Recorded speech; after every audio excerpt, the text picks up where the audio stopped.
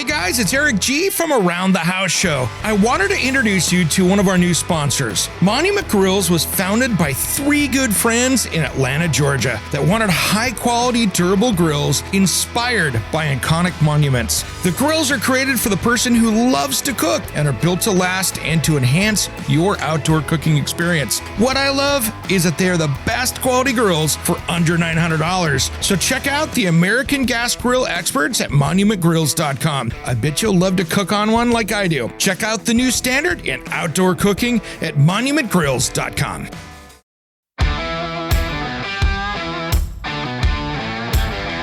It's Around the House. In today's episode, we talk with Jim Carroll and Sendowl. Sendowl is a healthy home solution that connects your smart devices to create a home that works and adapts to your lifestyle. Check it out. Transition over to heat pumps, high efficiency HVAC systems, right? Oh, yeah. Part of that process, the AC is running a lot less. And then guess what happens? Now we got a high humidity, right? And then we can lead to mold, which leads to poor indoor air quality, right? So I saw a stat the other day that something like 80% of U.S. households live in climate zones that should have active whole house dehumidification, right? Think about that, guys. 80%. Yeah, that's a big number, right? That's a huge number. And as we put smarter systems in, When it comes to remodeling and renovating your home, there is a lot to know, but we've got you covered. This is Around the House. welcome to the Around the House Show, the next generation of home improvement. Thanks for joining me today. This hour is brought to you by our friends at Monument Grills. For that new barbecue, check them out at monumentgrills.com. And today, guys, we are going to have a conversation with a good old friend that has spent some time with me up on the education stage. And if I want to talk about anything smart about a smart home, this is my leading go-to guy. And he has got a brand new system that I'm so excited to share about. Heck, we joked about this about a decade ago, coming up with something like this, and he did it. Jim Carroll, welcome to Around the House, brother. Thank you, Eric. It's good to see you again. Always a pleasure. Good to see you, buddy. I always love catching up with you at the shows, and you and I up there pitching our wares up at the National Association of Home Builders stage, technology stage. And you've got a big history. Let's talk about you for a minute in the smart home space of where you came from. So that kind of explains where you're going. All right, great, super. Yeah, it's me and more importantly, the bigger team at Sendowl. We've been in the smart home space over 20 years. Actually, that's not exactly. We were in home automation. The last 15 years has really been the smart home, right? And our previous gig, we were the first company to let you use your phone to control your house, right? Not just your thermostat, but everything in your house. And that was the genesis of smart home, right? We stopped talking about big complex home automation systems and transitioned over to this world of smart devices being connected to the internet, right? We've always focused on this human behavior and experience and aggregate everything into a single app, right? So and now we've done it again, but this time around, we've gone beyond simple dashboarding of information and discrete off-on commands. We've really focused on an autonomous home that focuses on your health and well-being while you're in your home, right? To help your home take care of you. So smart. If you walk into 90% of homeowners that have smart home devices in their home, they have 10 different systems going. Nothing's talking to each other. Their rice cooker is telling them what the weather is tomorrow and they don't care. All these things that are so independent, nobody's talking to each other. There's all this information out there and there's nothing smart about it, but they are smart home devices. That's right. And what we do is, because we don't make any hardware, we're a pure software IoT platform. So we look to make these things intelligent. And the intelligence comes from the platform aggregating together all the data it takes from the home and driving all these complex subsystems that are in your home, driving them to give you the desired outcome. When we were on that panel discussion, we talked about autonomous homes. And that's really what people want. The general homeowner isn't a tech gadget guy. They're not IT people and they don't want all this stuff. So how do we take smart home technology and make it truly meaningful to homeowners, right? And we do that by focusing on convenience, comfort, and a home that cares for you. So it's driving to those outcomes that are important for you without you needing to be driving. It drives itself autonomously. Think about it. Everybody grab your phones, take a look, and see how many apps you have on there that are controlling things in your home. Yeah, that's right. I bet you got 5, 10, 15, right? For a lot of people. Oh, yeah. Oh, easy. Just start thinking about thermostats, your TV. Yeah. Washer and music dryer. system, washer and dryer, refrigerator, oven. Yeah. They all got apps. Everything's got its own app today. My barbecue's got an app. Yeah, that's right. That's right. And most people don't realize just how complicated homes really are. They're a collection of passive and active systems. Some passive systems, things like the insulation that's in your home. It creates an environment. And then there's things that are active manually, doors and windows, right? Most people don't appreciate when they open their window, right? The physics that's going on in their home, right? Instantaneously. Oh, yeah. Right? The humidity coming in, pollutant coming in, good air quality going out. There's all sorts of things start taking place. And then the active systems kick in. Your AC turns on if you open your doors and windows, right? So I got to remember to shut that off if I'm going to do this. Then you close the doors and windows, you got to remember to turn it back on. Our system manages all that in the background seamlessly for you and drives you towards those outcomes that you desire. It's so smart and literally smart because it's taking all this data, right, from around your home, compiling it, and now you have a system that can actually help maintain your indoor air quality and keep it as good as it possibly can be. That's right. And better than the way the systems are designed, right? When you think about indoor air quality, and we've gotten a lot of help from building science folks, the real experts in this space, there's really 4 pillars, if you will. There's the big one is pollutant source awareness, right? And we'll touch on that in more detail. But then the other 3 are humidity, right? Either the lack of or the need for, right? Too much. The ability to filter things that are particles, aerosols that are in the air, right? Think particle matter 2.5, which is like wildfire smoke, but it's also when you burn the bacon, right? And that could create an event. And then there's ventilation, right? The big V in HVAC, right? And there's all sorts of ventilation strategies. Those things and the equipment manufacturers and the contractors look at those things in a very siloed manner. And they talk about them as if I have ventilation, I'm going to have good indoor air quality. And that couldn't be any farther from the truth. Ventilation is required to get the good indoor air quality, but ventilation in of itself can actually bring humidity into your home, which leads to bad air quality. It can bring wildfire smoke into your home. I was going to say, turn on a bath fan, and I don't turn my bath fans on when I got wildfire smoke outside because I have a 1977 house.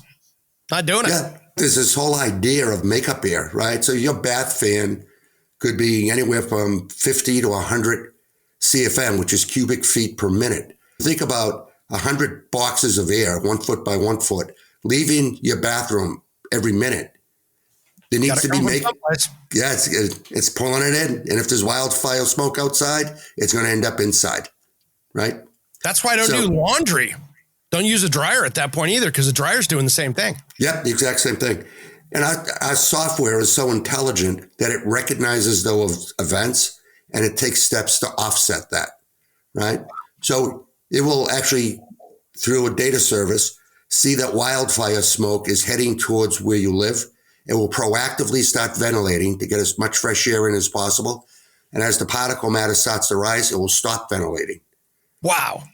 Yeah, that is incredible, because that has been one of my biggest complaints about HRVs and ERVs. Yep. And man, they are so stupid because all of a sudden they're bringing in horrible air into a cleaner air situation. And I end up coming on my radio show in areas where I know it's happening, saying, hey, you guys in this area, turn yours off, set an alarm on your phone for 48 hours to come take a look at it. Right. To turn it back on. You'll never remember to turn it back on again. Now, when we first got into this, I was building a new home and it's got an ERV in it. And it was wildfire smoke. My HVAC company sent me an email to unplug my ERV. They never sent me an email to plug it back in. No. Right? So no one's going to remember to put that thing back in. No, not at all. So the system will, if not totally eliminate ventilation during that period of time, because we could get in a situation where we've run out of fresh air inside as well, that the outdoor air, maybe we can, but it's also smart enough to push you a notification to let you make that decision. We say, hey, the outdoor air, not really suitable right now, but your indoor air is pretty bad too. Do you want us to ventilate?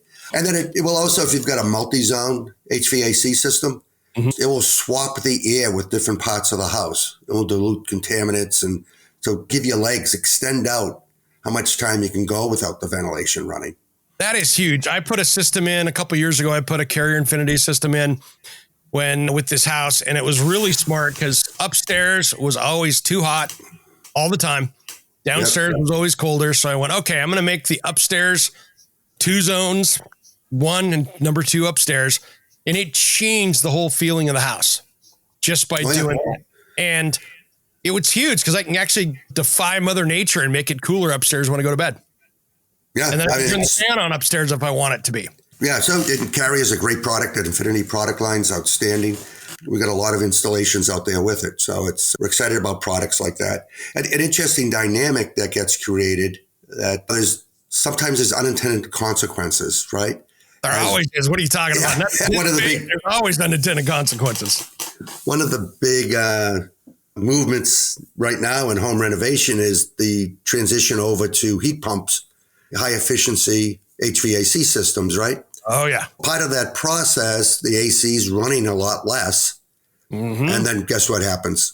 Now we've got a high humidity, right? And then we can lead to mold, which leads to poor indoor air quality, right? So I saw a stat the other day that something like 80% of U.S. households live in climate zones that should have active whole house dehumidification, right? Think about that, guys. 80%. Yeah, that's a big number, right? That's a huge number. And as we put smarter systems in, and this is one of my biggest complaints with building code out there. They are all about building quality homes, but building code is not taking into account indoor air quality and the health of the home. It just doesn't. Yeah, just not at all, really. Again, going through building a new home, just building it to code, we ended up with 1 air changes an hour, which is a small number, right? So that you close the doors and windows, it doesn't take long to get toxic, just from normal human activity, just breathing, inhaling, and exhaling, cooking, bathing, whatever it may be, right? And you're going to have bad indoor air quality. It's a requirement in the state of Massachusetts to have that test done. And they want the answer. So you do that, and the building inspector takes the answer, but then they don't do anything about it, right? Yeah.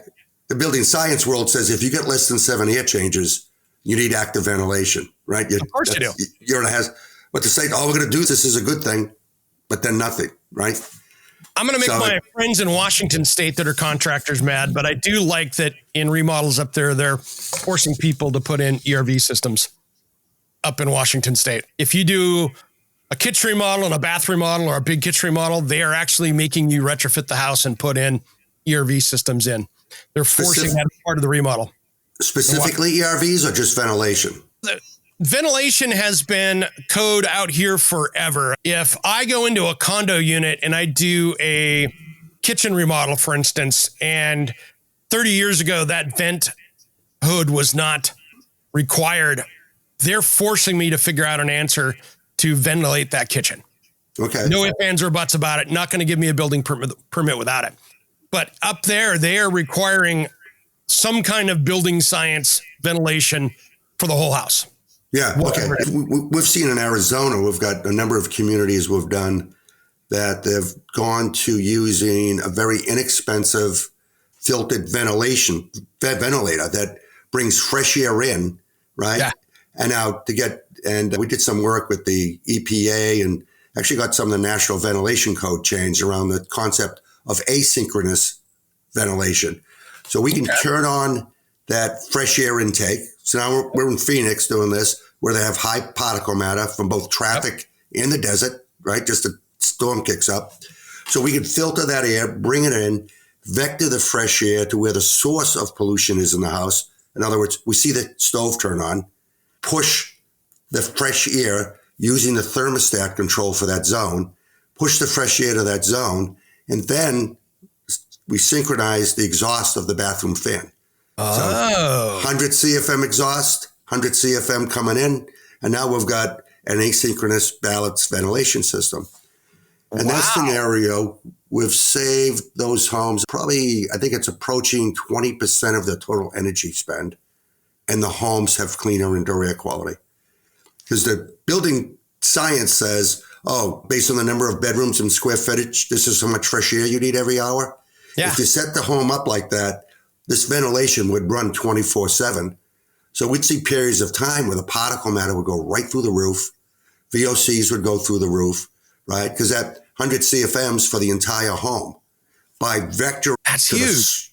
the point of use, if you will, we knock down the pollutant levels quickly, reduce the amount of recovery time the AC needs to do to get the house back in temperature. So if you're bringing 100 degrees in, the reason why we do ERVs is you can temper that 100 degrees to 85 degrees. We're trying to be at 72. Just by running it less, we can reduce the AC runtime and reduce the impact on comfort inside the home, right? Makes sense. Makes sense. In Arizona, you also worry about dryness, right? So homes all of a sudden get down to 40% relative humidity on the inside. True. I think you guys build homes differently in Arizona. It's been shocking. I had a buddy build a house down there here. He just moved into it a few weeks ago. And I'm watching him do drywall inside, but they haven't put the windows in yet. Really? Yeah. Wow. New development. And I'm like, man, one windstorm and you got so much particulate matter in that house. But they were literally texturing drywall and the stucco guys hadn't showed up yet. And there was walls open into the garage. There weren't doors in it or anything. And I was like, I guess the drywall dries fast. But I was like, man, I don't know if I'd want to be trying to clean that house out with the particulate matter before I move in with that much contaminant in it. Wow, that's interesting. There's a builder up in Prescott, Mandalay Homes, and they're the largest builder of high-performance homes. Yeah. And watching that process they go through, they were actually, all the doors and windows had plastic over them before they were installed. So it's some phase after it's framed and stuff, and they got the outdoor siding on, they cover up all the openings, and the doors have the zipper in them, and they're trying to keep everything out. I love that. Yeah, it's an extra step. It's the attention to detail, right? This Managing one here, towards the outcome. And I wasn't going to rain on his parade. He was so proud about it. There's 10 houses on that street being built. He wasn't going to go change how the builder's doing it. So I just went zip, keep my mouth shut. I was just like, wow. At the same point, slab on grade construction, and they were showing the pour, and they didn't even put gravel down. They're just pouring concrete right on the dirt. Really? Yeah. I was like, wow, we couldn't get away with that here. No, I don't think they were supposed to get away with it there either. I didn't think so either, but I was just like, oh. All right. There's a big gap between the good intentions of code, the process that it gets implemented, and then the final inspection of it. There's almost this cat and mouse. See if I can get away with it. Catch me if you can. And the sad part is building code is the bare minimum. This is like that. I got the D- on the test, but I passed. Graduated last in my medical class. Wasn't an F. And so we need to start thinking more about that way with homes, is when it comes to building code, is that building code is the bare minimum. That's I didn't get an F. Yeah, Eric, and we were very focused on that user experience to make this simple, right? So if a home's equipped already with ventilation, the uplift to add our indoor air quality solution, it's all do-it-yourself stuff. If you can connect the app to a thermostat, you're fully qualified to set this up, right? Now, I wouldn't go add my own ventilation. Yeah. I'd hire a professional. You and I, we've been contractors. I put additions onto my home. I'll do electrical. I'll even do some plumbing. But I always hire a roofer. Oh. and I would never attempt HVAC install, right? But I might. If I'm adding a vent or something in, I might do it myself after consulting with my HVAC pros to make sure I've got things sized correctly. But that's about it. It's like me doing drywall in a house. I'm not going to do drywall in a house. I'm not crazy. So it's the beauty of this for the do-it-yourselfers in your audience is it's a couple of $100 and a good indoor air quality sensor, something like AirThings. We love those products, right? Consumer grade, do a great job. A smart light switch outlet, right? Most states, National Building Code says that ventilation equipment needs to be powered by a light switch that's labeled, so homeowners can turn it off and on for the wildfire scenario, right? Yeah. We have you replace that traditional light switch with a smart light switch, indoor air quality, and off we go, right? Yeah. Now we can manage to a great outcome. There are other things you can add to it. You can add Sonos speakers if you want us to tell you something about the indoor air quality. Smart appliances, GE's whole product line we can integrate with so we can see the stove turn on. Energy monitors, things like Emporia. So you can layer more stuff onto this. It enhances the experience, but even the baseline system, a switch with indoor air quality monitor, we can take a huge step forward in improving the indoor air quality and save energy at the same time. Hey guys, it's Eric G, and I have a special offer for you. Do you want to get the podcast a couple days early? How about extended content that isn't in the typical podcast? Maybe you want to check out all the back episodes of the show. And I got a special deal for the first 10 days are free. I want to personally invite you to be an Around the House insider. For about $4 a month, you can get exclusive extended episodes, early access to the weekend show, and exclusive access to me, Eric G, for project questions or comments. Check on the link on your podcast player in the show notes, or head to aroundthehouseonline.com and look for the join here button. Make sure and sign up today. As always, thanks for tuning in to Around the House. Water quality in your home is a hot topic right now. Everybody's talking about it. And are you worried about what you're drinking and you want to fix it once and for all? Are you tired of spending all that money on bottled water or a filter system that is expensive to run and maintain? I have a great solution for you. It's time you stop the damage and the worrying and check out Freedom Water Systems. They just changed their name from King Water Filters. This water treatment system takes care of every drop of water that comes into your house, uses no salt, no expensive filters to change, and it's made right here in the USA. Plus, it can prevent hard water scale. They have a solution for just about any water issue. To find out more information, head to freedomwatersystems.com, and if you use promo code ERIC-23, it will give you $1,000 off MSRP with a discount on the filter that will resolve those water quality issues. And if you need help, they have experts right on staff here in the United States to help you with your water quality issues. Don't miss out on this amazing sale on a product made right here in the USA at freedomwatersystems.com. That's freedomwatersystems.com. And don't forget, promo code ERIC-23. All right, Jim. So let's talk about how people, you did there, but let's talk in the meat and potatoes of Sendowl and what they can do. So if someone goes, I want to make my house smart, work together, and improve and be able to manipulate my indoor air quality, they of course have to get a hold of you guys to start with the system, right? Yeah, actually, go to your favorite app store, download the app, right? Mm-hmm. The core basic functionality of the smart home, that's free. Right. So the ability to add devices, turn lights off and on, play music, create scenes, you can do that just on your own. As a do-it-yourselfer now, there are a list of devices that we support, and it's not a huge list because we work with IoT things. Some connected devices don't really offer the opportunity to recruit the data from them and get them to participate, right? Yeah. So we work with 85% of the thermostats out there, okay. You know. It's like Schneider Electric, the largest manufacturer of electrical elements. They've got smart light switches, and they're relatively inexpensive, right? Yeah. And then you sign up for the service. You sign up for the indoor air quality service. We tell you what devices you need and how to set them up, and off you go. A typical install for indoor air quality, if you've got ventilation, is like 10 to 15 minutes. And It's up and it's running. And then you literally set it and forget it. It's got to be that simple, right? Again, we're targeting folks that say, I'm not a technical guru, but I want these outcomes. And then there's a trade channel that we have with HVAC contractors, right? So they make it part of their service plans. They add it in if you're buying ventilation or filtration equipment. They'll just include it in the price, and the license will be included with that. So there's a pro channel for it, and there's also a do-it-yourself channel. And we're probably pretty close to 50-50 at this point. Nice. Balance. Yeah. It's. I wish it was by design and I could take a bow. It's just the way it's evolving. But we have a customer here in Florida, over in Tampa. He had actually gone through several iterations of trying to find solutions. He had upgraded his systems, the heat pumps, 2 systems in the home, and he got the classic mold problem. Right? Yeah. So they brought in venting dehumidifiers so they could bring fresh air in through a venting dehumidifier.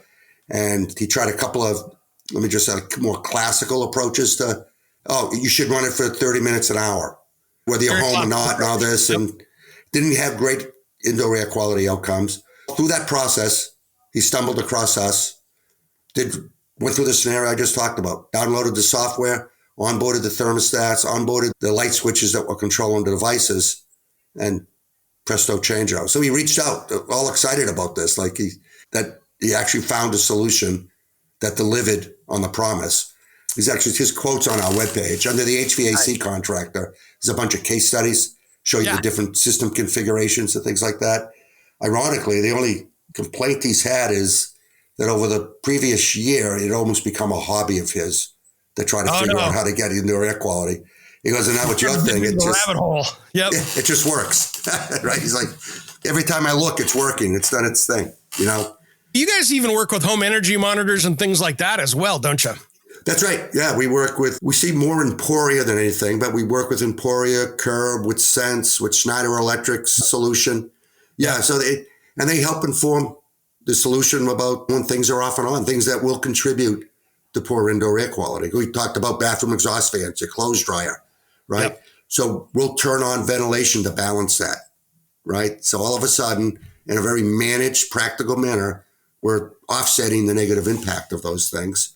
Same with, we work with Fin, the water management system. So it tells us that the master shower turned on. If you haven't turned on the exhaust vent, we'll turn it on, right? And we keep it on. There's a lot of, again, more old school bathroom timers, 10, 20, 30 minutes it's going to run. That's got no relation to how much humidity is in the space. Especially if you're like me and you got a steam shower. Right. That's what's going on, right? So we correlate that runtime, the humidity level in the bathroom relative to the humidity of the thermostat that's associated with the bathroom. And then when they're within a certain percent, we stop. Oh, okay. Let me think about this for a second. I'm thinking about my specific case because I'm like you. I try new stuff out, right? So when I put in my steam shower, I also put in the Airmada shower drying system, which is that it takes air out of the home, already conditioned, pulls it in, and it dries all the walls, floor, ceiling, everything in the shower. Takes about 15 minutes. Wow. So because I didn't want to build a steam shower that's going to get moldy, right? Because it's all closed up. But what happens is I hit the 20-minute button on the dryer because I want to get it really dry because I just did this morning. Walked out of my steam shower and I went, damn it, didn't turn on the bath fan. So as soon as I open the door, it gets steamed up in there.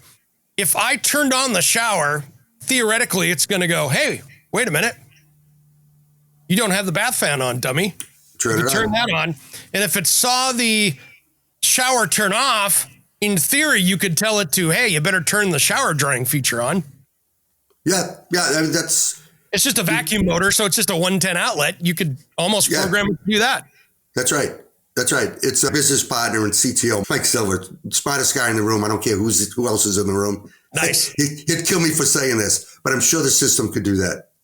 We have lots of scenarios where DIYers or trades folks come back to us and say, hey, I had a scenario like what you're talking about. So I faked it out. I told it the dryer was an ERV or dehumidifier. Exactly. Can you make a category that says shower dryer, right? Yeah. And it's a labeling effort. You clone the capability. And now presto changeo, off it goes, right?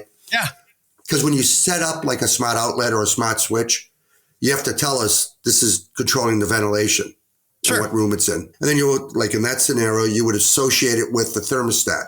And you do that by saying this thermostat controls the master bedroom, the master bathroom, the master closet. Yep. And then when you say this dryer controls the master bath steam, those two things are related, right?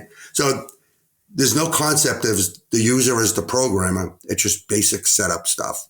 Pretty simple. You just have to think about what its use is, and don't think about so much of the name, but what it does. And we just associate those things together. It's really the strength of software, right? Because it gets better over time, right? And that's the promise of the IoT, is that over time you get more capabilities, right? You buy a new car, and it's 2 years later, as you keep current with the software updates, it's capable of more things than the day you bought it. It's improved. I have a Chevy Colorado that's the sponsors of my TV show have, and I took it in for the update, and I'm like, there's new buttons on the infotainment system. Okay, cool. Yeah, that's right. Right. So what's his name? I'm forgetting his name. One of the famous VC guys. He said years ago, "Software's eating hardware." Yeah. And now software's eating the world. Yeah, GE came out with one of their ovens, and it was a convection oven, and they did an over-the-air update, and they gave everybody an air fryer mode. Yeah, that's right. That's right. And both my homes, I have GE products, and it's just amazing. All of a sudden, they had an air fryer. It was just a gift. Yeah. I saw an update the other day where their clocks will reset themselves after a power outage. So you don't come home to the flashing 12 o'clock, right? Just set it to the right time. Why not? It's software. It's software. Yeah. 10 seconds to do it.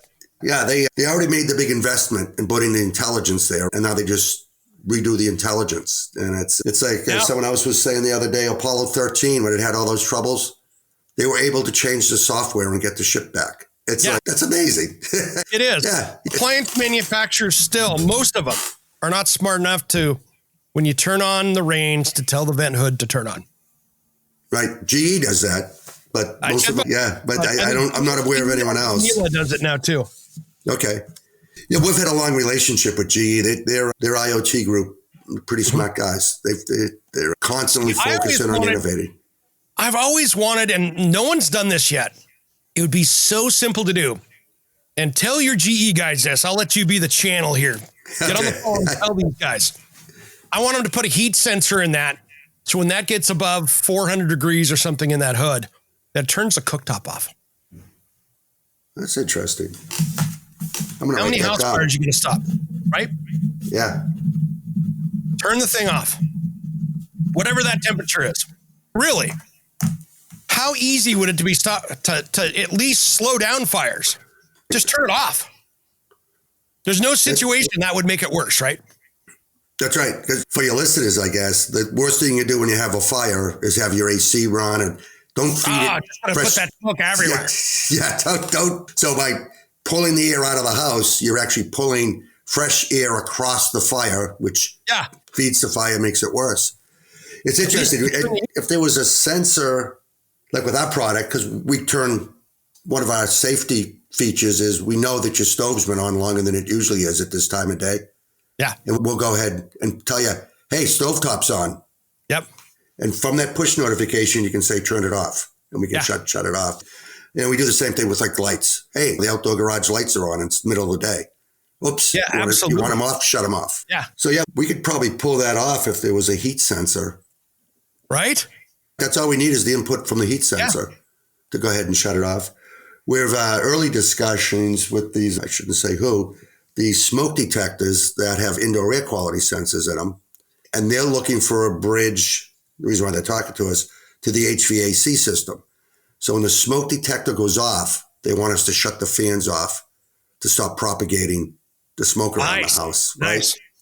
So pretty straightforward. The daunting task for them, there's hundreds and hundreds of thermostats, and we already integrate with most of them. So this is a quick path to an end, right? Exactly. Have you seen this product that's over my shoulder here? And all you guys on the radio and podcast, that's flame detector. Really? New product out. And I can go across the room over here with a lighter 20 feet away, flick a lighter on, and it starts screaming at me, open flame detected. Wow. That's and if really I go cool. around the corner, like around my toolbox over on the other side of the garage, and if it catches the reflection of the flame, it will tell you that. Wow. And it push notifications to your phone. That's and really it is cool. an open flame detector. I have it in here because I've got lots of tool batteries. Oh yeah, yeah. I can imagine. And I want to know if it sees something in my garage. Yeah, yeah. So that's great. That's super science, and they've got a new one coming out here soon that will be for kitchens that will know that, like what you said, the cooktop's a gas cooktop. Okay, I can't use that in the kitchen because I got a flame. It'll notice that's a gas cooktop flame, but if it's on too long, it'll send you notifications. Hey, do you know? You got that thing still on? Yeah, yeah. That's interesting. Yeah, the way ours works is that it will, like one of my daughters was down at our Cape Cod house and she burnt her eggs and she had to get out of calls. So she just dumps them in the sink, pours herself a bowl of cereal and goes upstairs to get her on a Zoom call. Yep. 4 or 5 minutes later, they get a notification. We think the stovetop's been left on because when the stovetop gets used before 10 o'clock in the morning, it's on for 4 or 5 minutes at a time. Now it's on to 15 minutes. You could be making a sauce, right? But so out of the ordinary. Yeah, not the first thing in the morning activity typically, right? No. So once or twice a year, you get a notice that you go, no, that's okay. Yeah, you're fine with that because 3 times a year you get the notice. You go, oh yeah, shut that off. That's a heck of a lot more important, right? Yeah, of an indication. Yeah, there's just so much. I'd love to learn more about that flame detector. I want to. I'll make the introduction to you. That would be great. Small company out there. Between that and the other one that I love out there is Ting Fire. I don't know if you've seen these guys. No. They plug into the wall like an outlet, and they monitor your entire electrical system for shorts. Really? All the way to the pole. Wow. And so I can go on my phone and see what my voltage is at the house.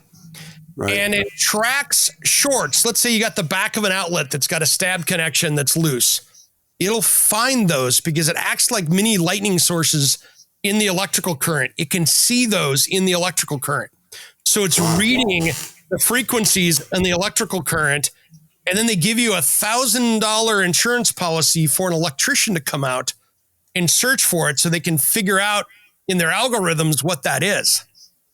That's really cool. And what's cool is a lot of insurance companies like State Farm and others are giving them away because $300 or whatever for them is a cheap insurance policy against an electrical fire. Yeah. Oh, absolutely. Absolutely. And last time I looked, and I know the numbers got to be way out of date, but it was like 50,000 houses saved from electrical fires. That's amazing. That's really amazing.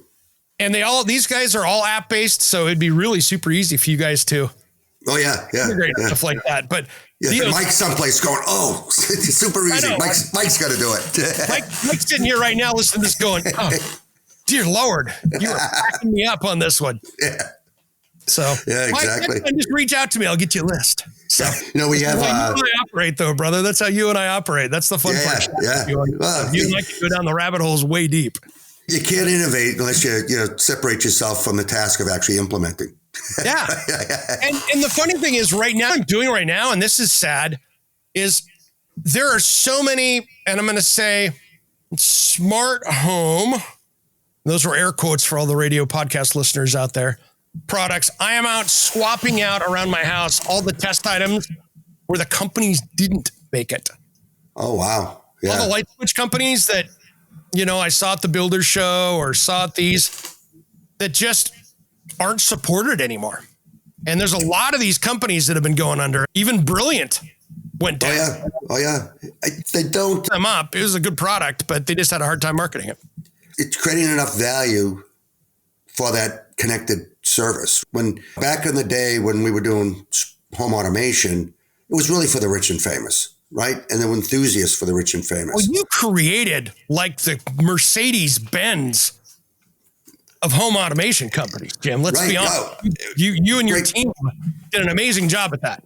Great product. But when we went to Apple and got permission to build the first home app for their phone, because in the beginning with the iPhone, their vision was a curated set of apps that they would define.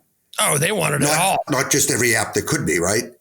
So the industry was looking at it strange because these touch panels that we used to sell that were like $9,000 at 80 points margin were now being displaced by a common device you had in your phone.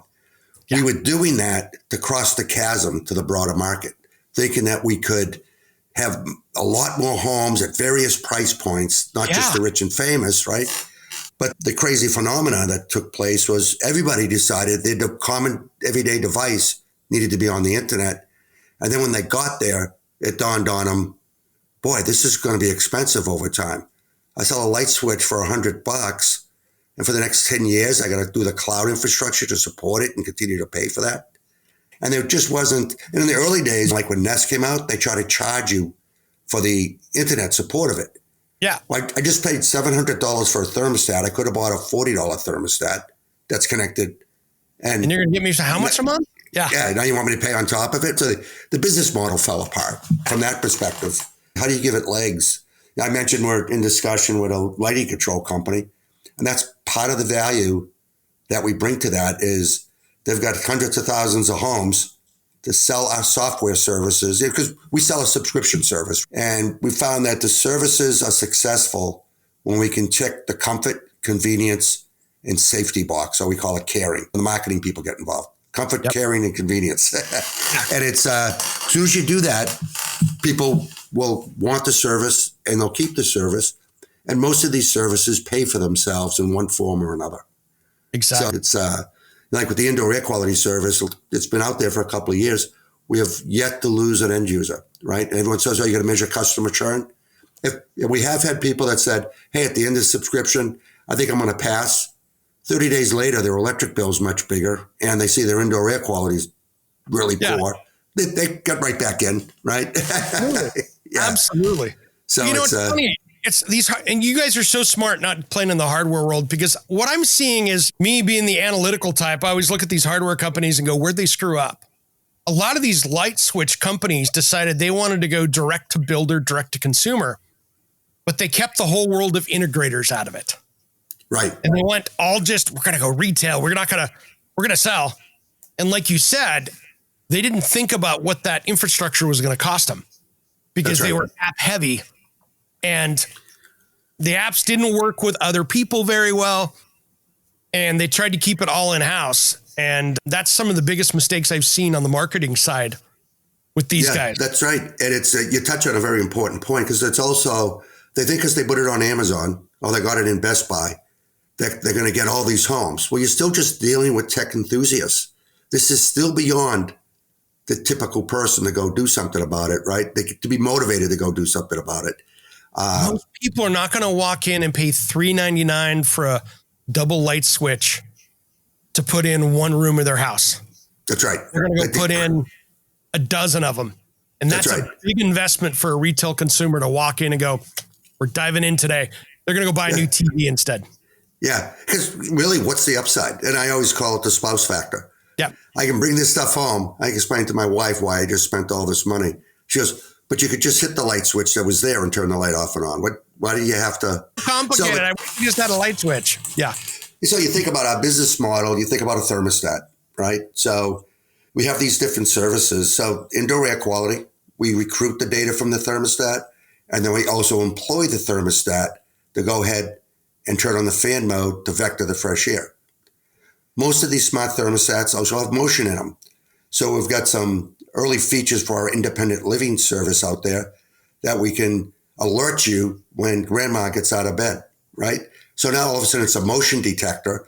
So something the manufacturer of the thermostat did not intend to. Hey guys, it's Eric G from Around the House Show. I wanted to introduce you to one of our new sponsors. Monument Grills was founded by three good friends in Atlanta, Georgia that wanted high-quality, durable grills inspired by iconic monuments. The grills are created for the person who loves to cook and are built to last and to enhance your outdoor cooking experience. What I love is that they are the best quality grills for under $900. So check out the American gas grill experts at monumentgrills.com. I bet you'll love to cook on one like I do. Check out the new standard in outdoor cooking at monumentgrills.com. Are you a contractor, landscaper, or small business owner? Did you have a great year in business and are worried about those deductions for your 2024 taxes? Give your accountant a call and check out the trailers from Summit Trailer. If you want the highest quality trailer you can own, they are proudly made here in Oregon with a dealer network in the West Coast. What I love about my Summit trailer is it's a dump trailer that was designed to work. I can load it up without having to worry about if it's going to lift the load, and it pulls like a dream.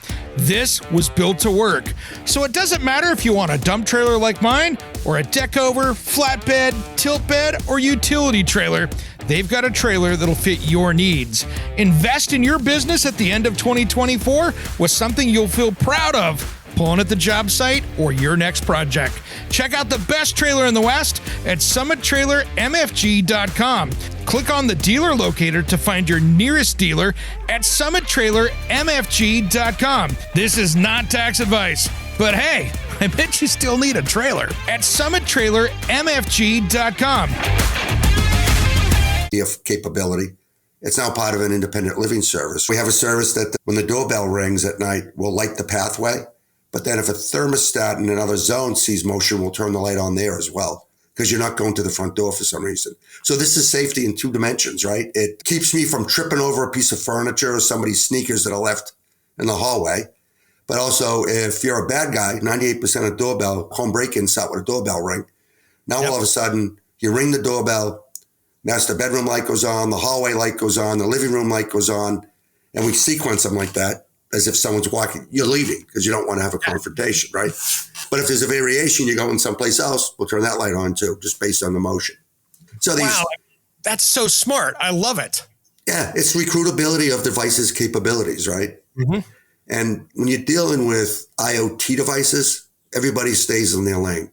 In other words, thermostat companies don't want to do what we do, and we don't want to be a thermostat. No. But when you deal with connected home devices, and I think that's what you were touching on, start talking to a light switch company, and all of a sudden they start trying to build firmware that's going to try to react the way our intelligent cloud software reacts. Guess what? Every time you want to add a capability, now you got to download new firmware, and you got to go through this whole. That's just, again, it's a high friction, non-value add for non-tech users. They're out. Oh, but absolutely. To say to a homeowner, go ahead, buy this Honeywell or this Ecobee thermostat. It's more expensive, but it's going to do all these other things for you. The expectation value just grows. Okay, we were talking about cars getting software updates. All of a sudden, this thermostat I bought 3 years ago, its value is growing over time as it participates in more and more things, right? The value proposition is just, and that's what, by focusing on comfort, convenience, and caring, if we can check those 3 boxes with every service, they become very sticky. And these are things consumers want. Right? They want the outcomes and they don't have to drive. We just take care of it. That is awesome. We're running out of time, Jim. I know this is, you and I could sit here and do this like a Joe Rogan podcast for 3 hours, and I feel like almost do it at times.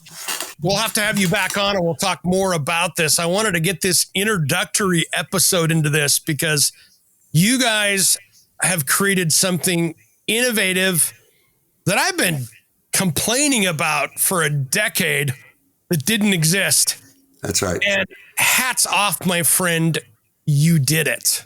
All right. Well, thank you, Eric. That's very kind of you to say. I appreciate it. So how do people find you guys? And all you people out there going, I got to have this app. I want control of my indoor air quality and the rest of the stuff in my house. So this makes sense to me. How do they find you? It's just Google Sendowl.io and you're going to find us, right? And that's Sendal. Sendowl.io. And you can go to the App Store, download the app, and it all brings you to the same spot, right? So you can start with the app, you can start with the web.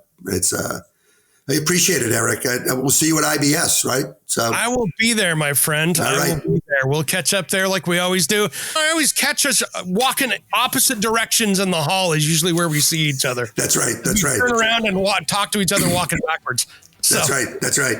I know you're going to be doing podcasts from some booths, so I'll swing by your booth and say hello. Sounds good. I will do that. Man. All right, my friend. Thank you so much, and have a happy holidays. I'm Eric G. Thanks for tuning in to Around the House. Anywhere beyond the mean, life is a love song. Let's be lovers. We're all over the radio. Take my hand, I know where to go. All over the radio with you. Are Are you a contractor, landscaper, or small business owner? Did you have a great year in business and are worried about those deductions for your 2024 taxes? Give your accountant a call and check out the trailers from Summit Trailer. If you want the highest quality trailer you can own, they are proudly made here in Oregon with a dealer network in the West Coast. What I love about my Summit trailer is it's a dump trailer that was designed to work. I can load it up without having to worry about if it's going to lift the load, and it pulls like a dream. This was built to work. So it doesn't matter if you want a dump trailer like mine or a deck over, flatbed, tilt bed, or utility trailer. They've got a trailer that'll fit your needs. Invest in your business at the end of 2024 with something you'll feel proud of pulling at the job site or your next project. Check out the best trailer in the West at summittrailermfg.com. Click on the dealer locator to find your nearest dealer at summittrailermfg.com. This is not tax advice, but hey, I bet you still need a trailer at summittrailermfg.com.